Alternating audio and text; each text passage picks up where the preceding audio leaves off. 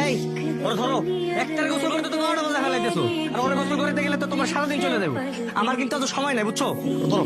তো তুমি এসে গোসল করাও না, দুইটা পোলা পাইন লইয়া আমি পড়ছি জ্বালাই, সবকিছু আমার একা হাতেই করা লাগে। আম্মু আমি তোমার কাছে গোসল করবো, আমি বাবার কাছে গোসল করবো। ভাই শয়তানের বাচ্চা ছিল। একদম গোসল করছিস তো? তুমি ওর সাথে এমনি কথা বলতেছো কেন? বাচ্চা পোলা বলো কিছু বোঝে নাকি? আর ওর কি শখ নাই বাপের হাতে গোসল করার? আরে আমার সকাল কিন্তু সকাল তো আমার নাই, বুঝো নাই? আমার যাইতে হবে, আমার ইমার্জেন্সি কাজ আছে, আমার বন্ধুরা দাঁড়ায় আছে। ধরো ধরো। তোমার জীবন জীবন আর আমার জীবন তো কিছু না, তাই না? 3 বেলা খাওয়া না গোসল করো না, আমি আর কিছু পারবো না। সবকিছু তুমি একা হাতে করে লইবা।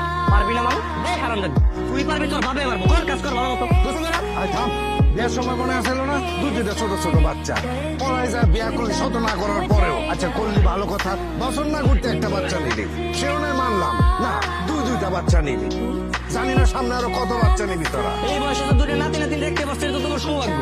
আমার জন্য তার কত চিন্তা। বন্ধু এই